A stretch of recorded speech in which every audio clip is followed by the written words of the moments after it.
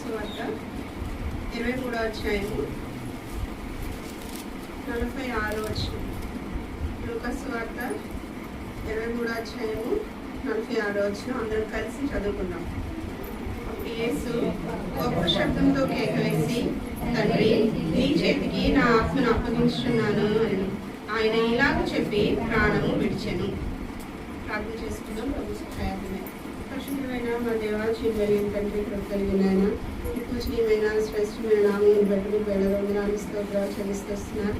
ఈ యొక్క మధ్యాహ్నకాల సమయంలో ఈ రీతిగా మాటలు మేము ధ్యానించుకుని వెళ్ళడానికి మీరు కృప చూపిస్తూ వచ్చినారు.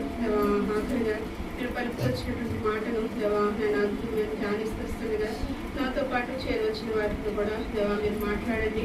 మీరు మాతో ఏం మాట్లాడాలని ఉద్దేశించుకున్నారు.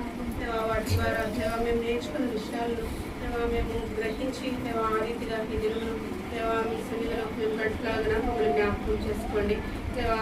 నీ యొక్క అనాధికార సంకల్పాన్ని అనుసరించి మా ఏళ్ల మీరు చదివిస్తూ వచ్చిన ప్రతి కార్యము నువ్వు వ్యక్తపరుస్తూ వచ్చినటువంటి ప్రేమను ధ్యానిస్తూ వస్తుండగా వాటిని ప్రేమను బట్టి వందనాలు చెల్లిస్తూ నిలబడుతున్న నన్ను జ్ఞాపకం చేసుకొని నన్ను మరుగు చేసి నీ జ్ఞానం చేత నన్ను నింపి నీవే మాట్లాడి చేరవచ్చిన వారి సమయాన్ని వద్దపరచుకుని నన్ను జ్ఞాపకం చేసుకుని నడిపి సహాయం చేయమని యేసుక్రీస్తు అతి పరిశుద్ధమైన నామములో వేడుకొని ప్రార్థిస్తున్నాం పరమ తండ్రి. సువార్త 23వ అధ్యాయం 46వ వచనంలో చెప్పబడిన రీతిగా యేసు ఏమని చెప్పారు? తండ్రి, నీ చేతికి నా ఆత్మను అప్పగించుకొంచున్నాను అని చెప్పి ఆయన చెప్తూ వచ్చినారు. అయితే ఇక్కడ మొదటగా మనం నేర్చుకోవాల్సిన విషయం ఏంటంటే అప్పగించుకున్నట అంటే మనం గ్రీక్లో దాన్ని ఎక్స్పెన్షియస్ అంటారు. ఎక్స్పెన్షియస్ అంటే దాని అర్థం ఏంటి అంటే నీ చేతుల్లోకి నన్ను నేను అర్పించుకుంటున్నాను లేదా సమర్పించుకుంటున్నాను. లేదు అని అంటే నేను సంపూర్ణంగా నీకు లోబడిపోతున్నాను. ఇంకా నాదంటూ నా అహం కానీ నా వ్యక్తిగతం ఏమీ లేదు. నేను సంపూర్ణంగా నీ చేతుల్లోకి లోబడిపోతున్నాను. లేదా నన్ను నేను నా ప్రాణంతో సహితము నీకు అర్పించేసుకుంటున్నాను అని ఈ 3 అర్థాలు వచ్చేటట్టుగా గ్రీక్లో ఎక్స్పెన్షియస్ అనేటువంటి ఒక పదాన్ని వాడారు. అయితే భౌతికంగా మనం చూస్తే ఎవరు అప్పగించుకుంటారు అంటే ఇప్పుడు మనకు సాధారణంగా తెలుసు. ఇక్కడ మనం ధ్యానించుకునే విషయం ఏంటంటే ఆత్మను అప్పగించుకున్నాడు ఆయన. ప్రభువైన యేసుక్రీస్తు వారు ఏం అప్పగించుకున్నారు? ఆత్మను అప్పగించుకున్నారు. మరి శరీర విషయానికి వస్తే మనందరికీ తెలిసిన విషయమే. మనకు చాలా ఈజీ, అంటే లోకంలో మనం జీవిస్తున్నాం కాబట్టి మన శరీరాన్ని దేనికైనా అప్పగించుకుంటా అనేటువంటి విషయము చాలా సులువు. అది మన చేతుల్లో ఉన్న విషయమే. కానీ ఆత్మని దేవునికి అప్పగించడం అనేది ప్రత్యేకమైనది. కాబట్టి దాన్ని యేసుక్రీస్తు ప్రభు వారు మనకు చేసి రుజువుపరుస్తూ వచ్చినాడు. అయితే మనం ఇప్పుడు నేర్చుకున్న విషయం ప్రకారం అప్పగించుకుంట ఎవరు అప్పగించుకుంటారు?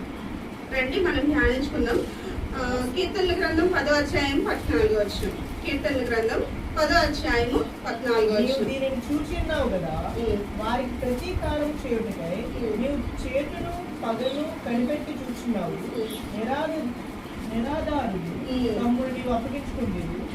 ఎవరు అప్పగించుకుంటారు? నిరాధారులు. ఏ ఆధారం లేని వారు, లేకపోతే తమ దగ్గర శక్తి లేని వారు, వాళ్ళు తాము అప్పగించుకుంటారు. ఇక ఎఫెసీ 4వ అధ్యాయము 19వ వచనం. ఎఫెసీ రాసిన పత్రిక నానా విధమైన అపవిత్రతను అత్యాశతో జరిగించినట్టు తమ్ముడు తామే కామాత్మకు అప్పగించుకునేది. కాబట్టి మనం ఎలాంటి వాడు బట నిరాధారులైనటువంటి వారు అప్పగించుకుంటారు. ఇంకా ఎవరు అప్పచెప్పుకుంటారు? తాము అంటే సిగ్గులేని వారు అప్పగించుకుంటారు. ఎవరు అప్పగించుకుంటారు? మొదటి విషయము నిరాధారులు, ఏ ఆధారం లేనోళ్ళు, ఇంకా మాకు ఏ చాయిస్ లేదు అని ఆ ఎదుటి బలవంతుడైనటువంటి వ్యక్తికి తమను తాము అప్పగించుకుంటారు. రెండవది ఎవరు అని అంటే సిగ్గులేని వాళ్ళు అప్పగించుకుంటారు. సిగ్గులేని వాళ్ళు అంటే వారు ఇంకా వాళ్ళ అహాన్ని కానీ వాళ్ళ స్వయంను కానీ అన్నింటినీ వదిలిపెట్టేసిన వాళ్ళు ఇతరులకి తమను తాము అప్పగించుకుంటారు. ఆ ఎదుటి వ్యక్తి బలవంతుడైనప్పటికీ, శక్తివంతుడైనప్పటికీ, ఏదైనప్పటికీ కూడా మనల్ని ఒక వ్యక్తి ఇతరులకు అప్పగించుకున్నాడంటే ఈ 2 కారణాలు ఉంటాయి. ఒకటి, అతనికి ఏ ఆధారం లేకపోయి ఉండొచ్చు. రెండవది, సిగ్గు విడిచిన వాళ్ళైతే అలా అప్పగించుకుంటారు.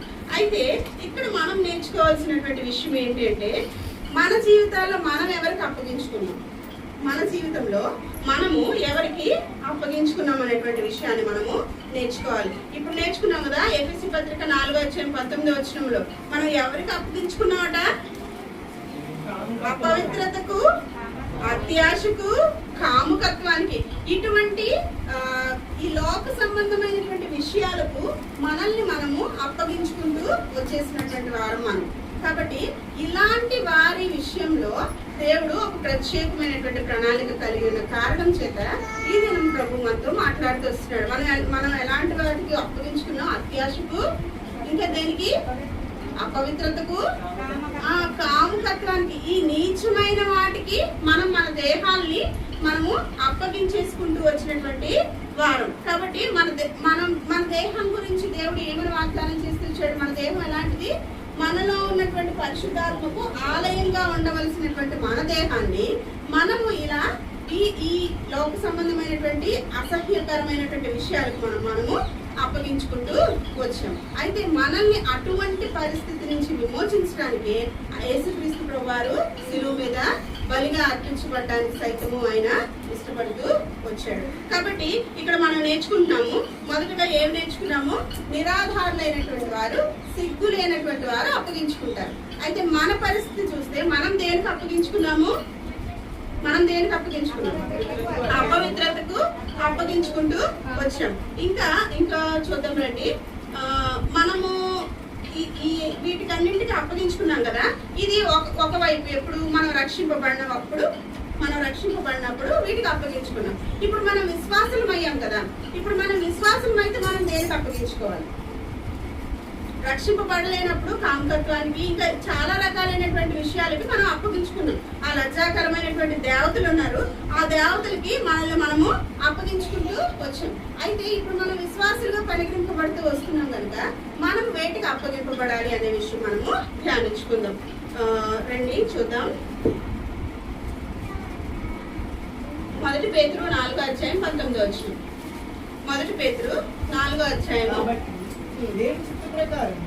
బాధపడేవారు చక్రవర్తులు గలవాలి, నమ్మకమైన సృష్టికర్తకు తమ ఆత్మను అప్పగించుకునేవారు. మనం ఎవరికి అప్పగించుకోవాలి? మన సృష్టికర్తకు మన ఆత్మలను అప్పగించుకోవాలి. ఎందుకట? మనం ఇందాక చూసాం కదా, ఆదికాండంలో 2:17 ఆయన మనకి ఏమి ఇచ్చాడు? జీవాత్మని ఇచ్చాడు. ఆ జీవాత్మ ఎవరిది? మన మంటి వారము. మనదంటూ మనకి ఏదైనా ఉన్నదంటే అది మన్ను, అది మనదే. మన సొంతం ఏంటి అంటే మన్ను అంతే. కానీ మనలో ఉన్న ఈ జీవాత్మ ఏదైతే ఉందో అది దేవుని దగ్గర నుంచి మనకు అనుగ్రహింపబడింది. కాబట్టి ఆయన ఇచ్చింది మరలా తిరిగి ఆయనకి మనము అప్పగించేయాల్సిన అవసరం ఉన్నది. అదే యేసుక్రీస్తు ప్రభువారు నెరవేరుస్తూ వచ్చినారు. కాబట్టి తర్వాత విషయము, ఇంకా మనం దేనికి మనల్ని మనము అప్పగించుకోవాలి అని అంటే, అపోస్తుల కార్యాలు 20:32. అపోస్తుల కార్యాలు 20:32. ఇప్పుడు దేవునికి ఆయన కృపావాక్యములకు మిమ్మల్ని అప్పగించుకుంటున్నాం. దానికి మనము అప్పగించుకోవాలి. దేనికి అప్పగించుకోవాలి? కృపావాక్యములకు మనల్ని మనము అప్పగించుకోవాలి. విశ్వాసులుగా పరిగణింపబడుతున్న మన అంతం ఎలా ఉండాలి అని అంటే, మన ఆత్మల్ని కాల్చినటువంటి దేవునికి మనల్ని అప్పగించుకోవాలి. ఇంకా ఏంటి? మనం జీవిస్తున్నటువంటి ఈ దినాల్లో మనం ఏం చేయాలి? మనల్ని మనము దేనికి సమర్పించుకోవాలి? ఆయన వాక్యానికి అప్పగించుకోవాలి. అప్పుడు ఎందుకని వాక్యానికి అప్పగించుకోవాలి? మనము ఆయన వాక్యం ఎటువంటిది? 2 అంచుల ఖడ్గము. మనల్ని ఎటువంటి పరిస్థితులైనా మనల్ని శుద్ధి చేయడానికి, ఉపదేశించడానికి, ఖండించడానికి, బోధించడానికి, మరి అన్ని విషయాల్లో మనల్ని సరిచేయడానికి ఆయన వాక్యం శక్తి కలిగి ఉన్నది కనుక దానికి మనల్ని మనము అప్పగించుకోవలసిన వారమై ఉంటూ వస్తున్నాం. తర్వాత చూద్దాం. అపోస్తుల కార్యాలు 15:25. అపోస్తుల కార్యాలు. కనుక మనుషుని ఏర్పరిచి మన ప్రభువైన యేసుక్రీస్తు పేరు కొరకు తమ్మును తాము అప్పగించుకుని బర్నబా, పౌలు అను మన పేరుతో కూడా మీ యొద్దకు పంపుట యుక్తమని మాకందరికీ ఏకాభిప్రాయం కలిగింది. మన ప్రభు అయిన యేసుక్రీస్తు పేరు కొరకు మనల్ని మనం అప్పగించుకోవడానికి మనము ఏర్పాటు చేయబడుతూ వచ్చాం. మనల్ని దేవుడు ఎందుకు ఏర్పాటు చేసుకున్నాడు? దేవుడు మనల్ని రక్తం ఇచ్చి కొనుక్కున్నాడు కదా. కొనుక్కొని ఊరిన పక్కన షోకేస్ లో పెట్టడానిక మనల్ని? ఆయన రక్తం ఇచ్చి, మన రక్తధారులు ఇచ్చి, ప్రాణం పెట్టి, తండ్రితో ఎడబాటును అనుభవించి సైతము మనల్ని ఎందుకు కొనుక్కున్నాడు? ఆయన మన జీవితాల మీద ఒక ఉద్దేశం ఉన్నది. అదేంటి అని అంటే ఆయన పేరు కొరకు, ఆయన నామం ఉన్నది కదా, ఆయన నామాన్ని మనం ధరించాలి. ఆయన పేరు కొరకు మనం ఏం చేయాలి? ఏదైనా చేయడానికి సిద్ధపరచబడాలి. అంటే పౌలు, బర్నబా, శీలా, వీళ్ళందరూ, స్టెఫెను, వీళ్ళందరూ ఏం చేసుకొచ్చారు? ప్రాణాలు సైతం లెక్క చేయకుండా ఆయన కోసము తమను తాము అప్పగించుకుంటూ వచ్చారు. కాబట్టి దేవుడు మన జీవితాల నుంచి అది కోరుకుంటున్నాడు. ఏమని? మనం ఆయన నామాన్ని భరించాలి. అందుకని ఎవడైనా క్రైస్తవుడు అయినందున బాగా అనుభవించాలి. మనము అంటే ఈ లోకంలో ఉన్న ధనఘనతల కొరకు, లేకపోతే ఒక మంచి పేరు కొరకు, వీటి కోసం మనం పిలువబడితే రాలేదు. మనం దేనికోసం వచ్చామంటే అవమానం, నింద, శ్రమ, వేదన, కష్టాలు, వీటి కోసమే వచ్చాం. అయితే వీటికి ప్రతిఫలం ప్రభు మనకి ఎక్కడిస్తాడు? పరలోకమందు ఆయన మనకు వాగ్దానం ఏమైతే చేస్తున్నాడో ఆ వాగ్దానంలో మనం అవన్నీ కూడా స్వతంత్రించుకుంటాం. కాబట్టి మనం నేర్చుకోవాల్సిన విషయం ఏంటి? విశ్వాసంగా పరిగణింపబడుతున్నటువంటి మనము ఏం అప్పగించుకోవాలి? మొదటి విషయము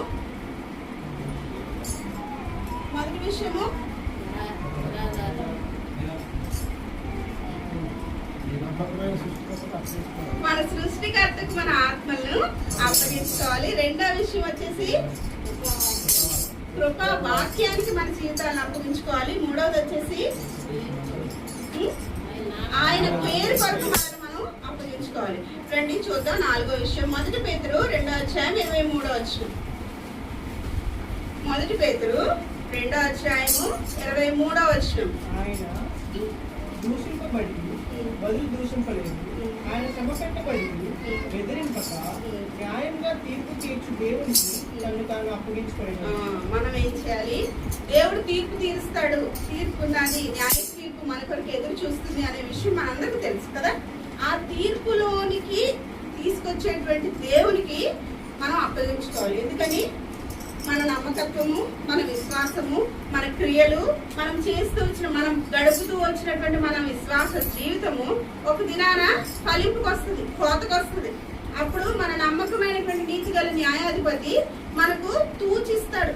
మన యొక్క జీతం కానీ, మన యొక్క ఫలము కానీ, మన యొక్క కిరీటాలు కానీ, వీటన్నింటినీ తూచిచ్చేటువంటి దేవుడు. కాబట్టి దాని కొరకు ఆ న్యాయాధిపతికి మనల్ని మనం ప్రతిరోజు అప్పగించుకోవాలి. అలా అప్పగించుకుంటే మాత్రమే, ప్రతిదినము ఆ భయంతో ఉంటే మాత్రమే మనం అంతానికి పరలోకము చేరగలుగుతాం. అలా కాకుండా ఒకరోజు భయపడి ఒకరోజు మానేసి, అంటే ఆదివారం బలలో చేయి వేసేటప్పుడు మాత్రం ప్రభు నా అవిధేయతలన్నీ మన్నించండి, అయోగ్యతలన్నీ తొలగించండి అని చెప్పి అక్కడ మాత్రం సబ్మిట్ చేసుకొని, అక్కడ మాత్రం సమర్పించుకొని, మిగతా వారం అంతా రోజులు మన ఇష్టానుకూలంగా బ్రతకటానికి కాదు. ప్రతి దినము కూడా ఆ నీతి గల న్యాయాధిపతికి మన జీవితాన్ని మనం అప్పగించుకోవలసిన వారమై ఉంటూ వస్తున్నాం. కాబట్టి విశ్వాసంగా మనం ఏ విషయాల్లో దేవునికి అప్పగించుకోవాలి?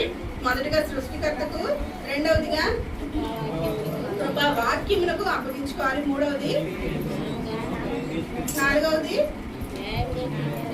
న్యాయం తీర్పు తీర్చేటువంటి దేవునికి మనల్ని మనము అప్పగించుకోవాలి. అయితే అప్పగించుకోవాలని చెప్తున్నాం.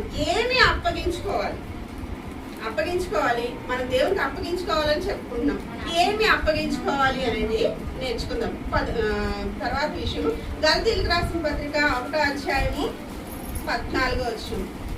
నా పితరుల పారంపర్యకారమందు విశ్వాస శక్తి గల వాడనై నా స్వజాతీయులలో నా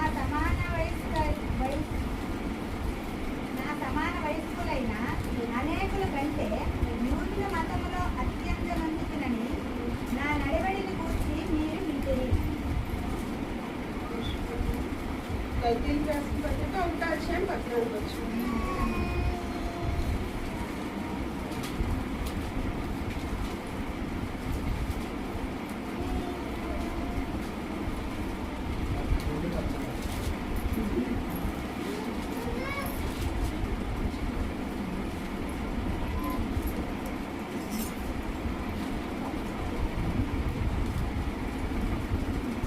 పారంపర్యాచారమందు విశేష ఆసక్తి గలవాడనై స్వజాతీయులలో నా సమాన వయస్కులైన అనేకుల కంటే కుల మతంలో ఆధిక్యత చెందిన వారిని నడవడిని గూర్చి మీరు వింటున్నారు. అయినను తల్లి గర్భమందు పడిదిని మొదలుకొని నన్ను ప్రత్యేకపరిచి తన కృపచేత నన్ను పిలిచి దేవుడు నేను అన్యజనుల్లో తన కుమారుని ప్రకటింపవలనని. సరిపోతుంది. కాబట్టి తల్లి గర్భం నుంచి పడినది మొదలుకొని మనల్ని ప్రత్యేకపరుచుకున్నాడు. కాబట్టి మనము ఎవరికి సమర్పించుకోవాలి? ఆయనకు మనల్ని మనము అప్పగించుకోవాలి. కాబట్టి దేవుడు మనల్ని ఏర్పాటు చేసుకోవడం అనేది కేవలం ఈ రోజు నిన్న జరిగిన కార్యక్రమం కాదు. అది ఎప్పుడో జగత్తు పునాది వేయబడక మునిపే, మన తల్లి గర్భంలో మనం రూపింపబడక మునిపే దేవుడు మన పట్ల ఆ నిర్ణయాన్ని కలిగి ఉన్నాడు. కాబట్టి అటువంటి దేవునికి మనల్ని మనము అప్పగించుకోవలసిన వారమై ఉంటూ వస్తున్నాం. తర్వాత ఎఫెసీయులకు రాసిన పత్రిక 5వ అధ్యాయము 27వ వచనం.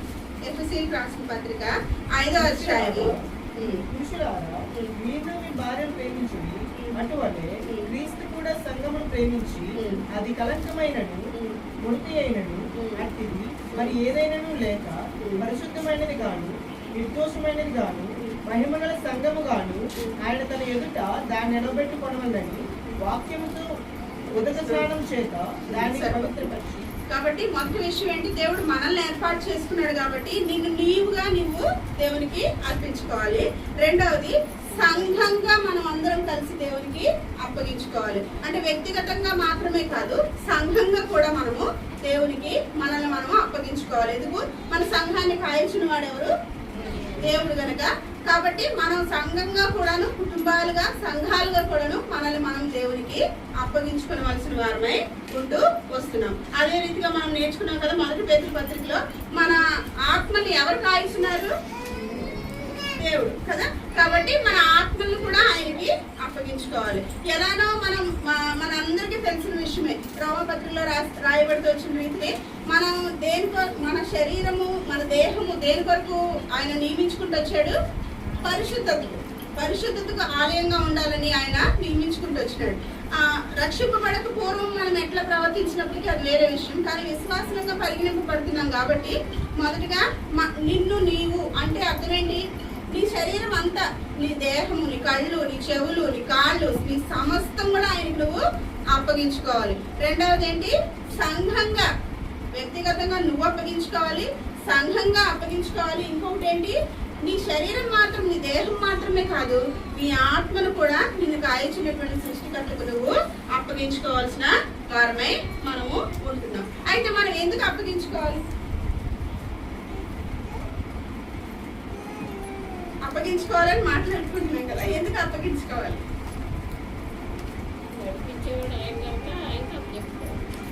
ఎందుకు అనంటే ఆయన మనల్ని నడిపించడానికి మాత్రమే కాదు, కానీ యోహాను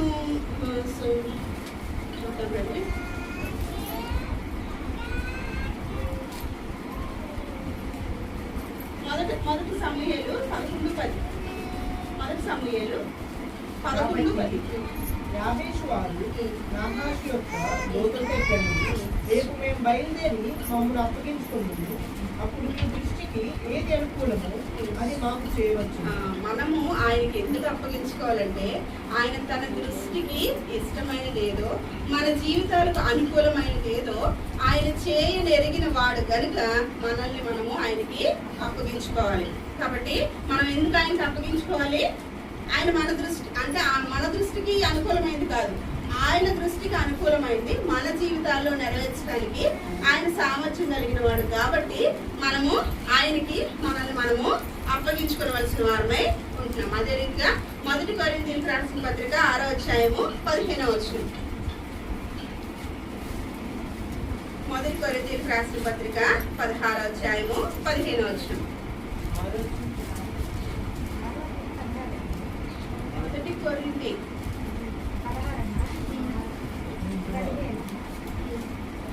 16:15.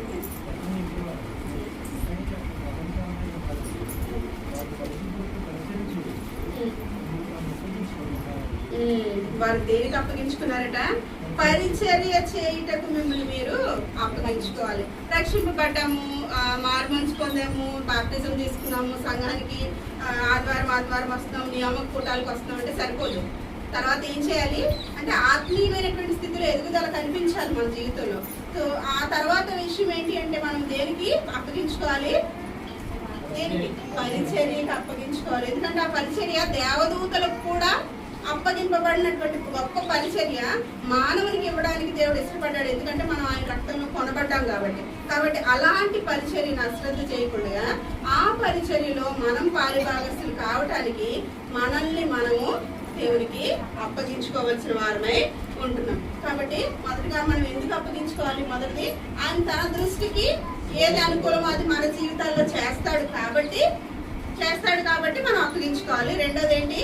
పరిచర్య దేవదూతల కంటే మనం యోగ్యులమని ఎంచి మనకి ఇచ్చాడు కాబట్టి ఆ పరిచర్య కొరకు మనల్ని మనము అప్పగించుకోవాలి. ఇక ఆఖరి విషయం మొదటి పేతుల్లో మనం నేర్చుకున్నాం కదా, ఆయన తీర్పు తీరుస్తాడు కాబట్టి మనం తీర్పులోనికి రాకుండా మనల్ని మనము అప్పగించుకోవాలి. ఎందుకు? దేనికి అప్పగించుకోవాలి? తీర్పులోనికి, అంటే నరకానికి వెళ్ళిపోయేటువంటి తీర్పులోనికి రాకుండా మనల్ని మనము దేవునికి అప్పగించుకోవాలి. అలా మనం అప్పగించుకుంటే అప్పుడు దేవుడు మన ఆత్మలను ఆ రీతిగా భద్రపరుస్తాడు. కాబట్టి ఒకానొక దినాన మనం నిరీక్షిస్తున్నట్టుగా ఆ పరలోకంలో మనం ఆ తండ్రి సన్నిధిలో మనం నిత్యము ఆయన ఆరాధించగలిగేటువంటి ఆ గొప్ప ధన్యత మన జీవితాలకు దొరుకుతుంది. కాబట్టి ఆయన తాను కొట్టేవారికి అప్పగించుకున్నాడు, వెంట్రుకలు పీకేసే వాళ్ళకి అప్పగించుకున్నాడు, మేకులు కొట్టిన వాళ్ళకి అప్పగించుకున్నాడు, కొరడాలు కొట్టే వారికి అప్పగించుకున్నాడు. ఇవన్నీ ఎందుకు చేశాడు ఆయన? ఇవన్నీ ఎవరి కోసం చేశాడు ఆయన? మన కోసం చేశాడు, నీ కోసం నా కోసం చేస్తూ వచ్చాడు. కాబట్టి మనము చేయవలసిన పని ఏంటంటే మనల్ని మనము దేవునికి సమర్పించుకోవాలి. అలా దేవుడు నీ జీవితాన్ని కోరుకుంటున్నాడు. కాబట్టి ఈ దినాన దేవుడు నిన్ను ఇలా చెవులు వేసి కూర్చోబెట్టి ఇక్కడ 3 గంటల నుంచి 4 గంటల నుంచి దేవుడు తన యొక్క సిలువ ధ్యానాన్ని ఈ రీతిగా నీ మధ్యలో ఉంచాడు. ఎందుకనంటే దేవుడు అంతగా ఎందుకు శ్రమ పడుతూ వచ్చాడో, నీ జీవితం పట్ల ఆయనకున్నటువంటి గొప్ప ఉద్దేశాలు ఏంటో నువ్వు తెలుసుకోవాలి, మరలా నువ్వు జ్ఞాపకం చేసుకోవాలని చెప్పి ఈ దినాన్ని దేవుడు ఉద్దేశించి ఇంతమంది చేత దేవుడు నీతో మాట్లాడడానికి ఉద్దేశించినాడు. కాబట్టి దయచేసి జ్ఞాపకం చేసుకోండి, ప్రభు ఏ విషయాల్లో అయితే మిమ్మల్ని ప్రేరేపిస్తున్నాడో ఆ విషయాల్లో మీరు ప్రభుకు సమర్పించుకొని ఆయనకు మీ యొక్క దేహాన్ని, మీ యొక్క సంఘాన్ని, మీ యొక్క ఆత్మలను దేవునికి అప్పగించుకొని దేవుని యొక్క ఆ ఉద్దేశాన్ని సఫలీకృతం చేయడానికి మిమ్మల్ని మీరు సమర్పించుకోవలసిందిగా కోరుకుంటున్నాం. ప్రభు ఈ వాక్యాన్ని దీవించుగాక.